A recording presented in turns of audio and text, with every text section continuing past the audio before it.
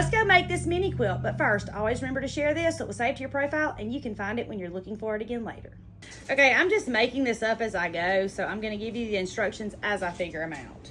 All right, so I needed 10 half square triangles. All right, so I have 1, 2, 3, 4, 5, 6, 7, 8, 9. How am I missing a triangle? Like, how is this possible? Oh, because that's not a half square triangle. That is a whole square. You can do one of two things. I'm going to make this one with you. This was cut just like this. So I sewed the white to the colored. Pretty side to pretty side down the longest seam. Opened it up, and this is what we have right here. Or you can take your piece of fabric, lay it pretty side up, take your second piece, whatever solid piece is, or whatever, that's the big baby going out, or whatever your other side of your triangle is going to be, and you can draw a line. Do you see where I drew my line from corner to corner? Now I'm going to lay this on top of it. If this fabric were printed, then I would put it pretty side to pretty side, okay? And I would draw my line on the back. But my fabric doesn't have a right and wrong side, or if it does, I don't know which side it is. So it doesn't really matter as long as I can see my drawn line. Now I'm going to sew down this side of the line, and then I'm going to sew down this side of the line, and then I'm going to cut the fabric apart on the line, and I'm going to have 2 half square triangles. So easy. Or you can cut your fabric in half and then sew them together as triangles. Either way, super easy. For my beginner students, this method seems to be confusing to them, so I usually just chop their fabric in half so they have triangles that look like this, and they sew those together. So if this doesn't make sense to you, even a little bit, just cut your triangles, sew them together. Save your sanity, sister. Or around here, I'm trying to conserve mine, and it's a tough job because there's like 17 people in here. So I'm going to sew down this side of the line and down that side of the line. I'm going to sew a 1/4 inch seam, which means I'm going to follow the edge of my presser foot on the line this way, and then I'm going to turn it around and do the same thing. Straight stitch, back stitching when we start and when we stop, because my grandma said so. Now I've sewn on one side of the line. I'm going to come back and sew on the other. Well, hang on, let me show you. Can you see that? I'm not sure you can see those stitches, but I've sewn right here. Now I'm going to come and sew right here, all the way down. It's kind of magical. This time I'm following the line on the right side of my presser foot. So this is what I have. Here's my line. I've sewn down this side and down this side. I'm going to cut it apart on the line that I drew, just like this.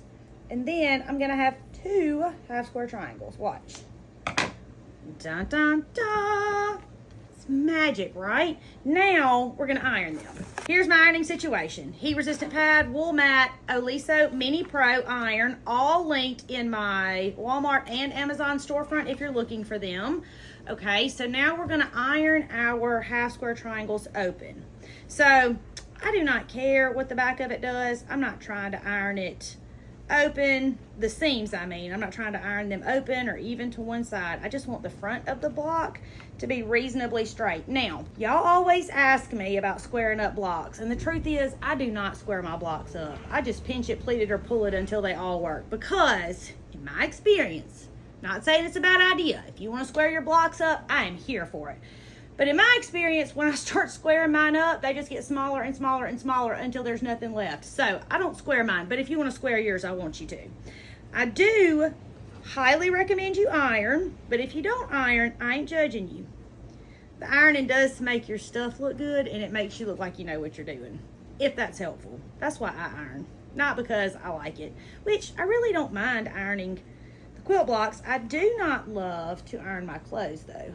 And I don't know about this. I'm not even sure it's going to work.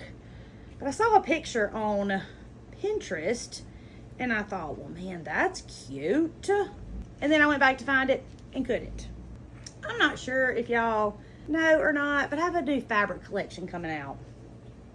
Y'all haven't heard me talk about it at all, have you? Because I'm so proud of it. Okay, so here's the bottom of our plant. Here's our leaves, but we need a stem. So let's take a 5-inch square. Well, let me get a scrap because I have plenty. Because I've saved every single teeny tiny piece that I thought I might use on something, which is every single teeny tiny piece because I'm using it on something. Okay, I think this is gonna be long enough. So I'm gonna fold this down about an inch. I could take it to my cutting mat, but who wants to do that? And I'm gonna cut it, and then I'm gonna show y'all what I'm gonna do with it. I'm going to lay it right here. Okay, that's adorable. And I'm going to applique it down. So all I'm gonna do is zigzag down both sides. I'm gonna zigzag down this side and zigzag down that side. Now I know from personal experience that I should zigzag twice, because the first quilt I ever made for the big baby that he said, "Mama, this is my most favorite quilt ever," was a Minecraft quilt. And he was probably, I don't know, 8 maybe. And he used it. And when I say used it, I mean used it. And we washed it and washed it and washed it and washed it. Well, guess what? The fabric started coming off of it because I had not caught the fabric in all the places when I zigzagged once, and because the fabric was raw edge, it frayed a teeny tiny bit, and when it did, it came out from underneath the stitches. So I'm gonna stitch down one time, and then I'm gonna come back and stitch again. So I'm gonna do that this way and that way, just kind of like back stitching all the way up and back. And I'm gonna change my thread to this green because I don't want it to yell at me. It's gonna be so pretty, y'all. When I made the Minecraft quilt, I had made 100 quilts by then, but it was my first applique. And when he looked at me and told me it was his favorite, and then it started to fall apart, I was devastated. So now when I applique, I just zigzag twice, and it takes care of it. The appliques don't fall off this way. Okay, so I laid it on the center, and I zigzagged it. And here's the up close of the zigzag. Y'all don't judge my stitches, and I won't judge yours. How about that? Now, this is so cute. So what we're going to do is sew our rows together. I'm going to sew mine this away. So I'm going to start, you can't even see what, okay, let's move this row. I'm going to start with this row. So I'm going to sew this one, this one, this one, this one, and this one together and lay it back down. I'm going to sew them by picking up the first and the second one, laying them pretty side to pretty side. I'm going to stitch down this side. Straight stitch, 1/4 inch seam, back stitching when I start and when I stop, because my grandma said so. Now I'm going to open it up just like this.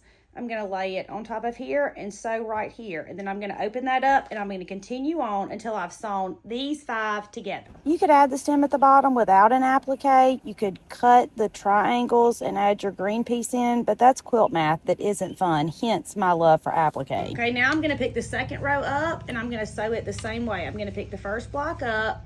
I'm trying to make sure y'all can see. Here's the first row. I'm gonna pick the first block up and lay it pretty side to pretty side. Now, do you see how these tails hang off? You can clip those off, you can leave them, you can do whatever you want to with them. Just make sure that your block is lining up with the block itself. Don't worry about those tails when it comes to lining your blocks up.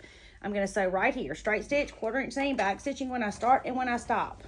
Because my grandma told me if I didn't, my stuff would fall apart. I have a very sophisticated filming situation. I have my phone on a tripod pointed at me and a mirror taped to the wall so that I can lean to the side and make sure that I'm in the frame. So if y'all can't see me or see me looking at something weird, that's what it is. So cute. So cute.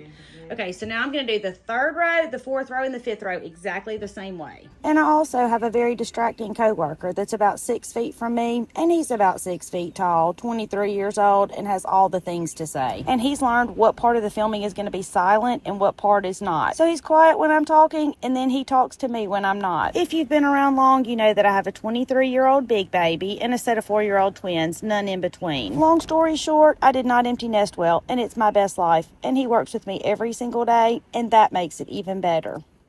I had to take it out. I had to seam rip it, but I was trying to seam rip one block from the other block, and y'all, I didn't seam rip the whole half square triangle. Yes, I had to take it apart because I sewed something on upside down. Imagine that. And then when I was taking it apart, I took the wrong piece out. So do what I tell you, not what I show you. But really, is it even your project if you don't have to seam rip something when you're making it? I've never made anything I didn't have to seam rip at least one piece. Here is our flower bouquet. Can you see that? So cute. So cute. Okay.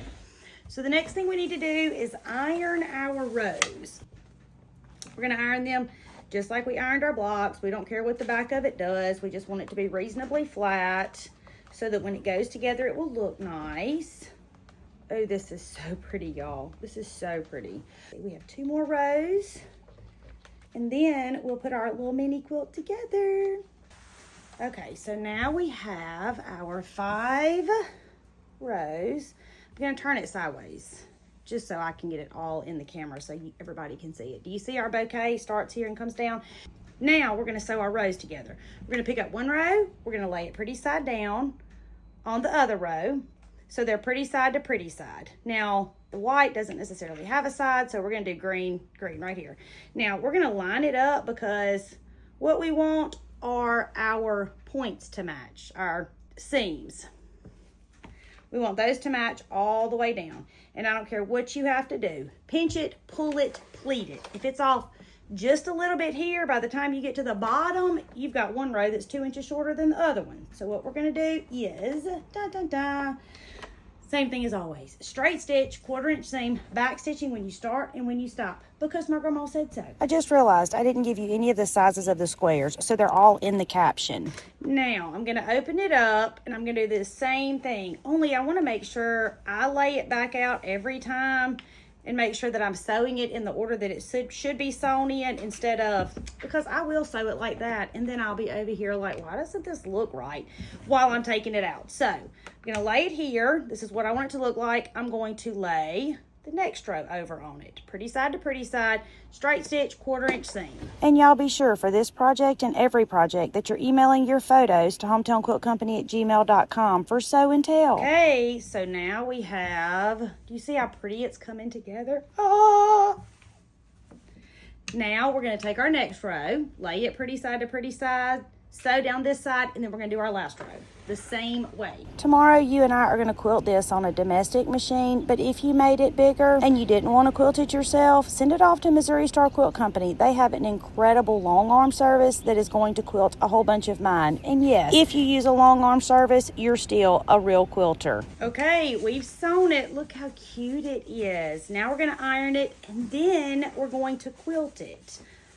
I love a cute wall quilt. I've not made many of them really, but y'all have me wanting to try all of the different designs, and there's just not enough hours in the day to do big quilts. So we're gonna make some mini quilts. And this might be my best life. Plus, I have little people who have baby dolls, and we love a baby doll quilt. Now, my points aren't perfect. Do I care? No, absolutely not. If you're pointing out my imperfect points, you're not my people. Move along. Some of them are great, some of them are not so great. I'm gonna show y'all an example of a pleat too, because y'all always wanna say, I say pinch it, pull it, pleat it. Y'all wanna see what I'm talking about? I'm gonna show you just a second. Do you see this right here, that pleat? Because I had a little too much fabric and I couldn't make my points match, so I just tucked it in there together. And when I quilt it, it's gonna be fluffy, so super forgiving. Or that's what I tell myself anyway. Okay, so here is the top of our mini quilt, and y'all meet me right back here tomorrow, and we're gonna quilt it on our domestic machine. And you know, that's not something I normally do because I don't have great luck with it, but this size I think will be perfect on here. I can't wait to put it together. My name is Tammy. I'm your favorite sewing teacher, and I would love for you to come sew with me.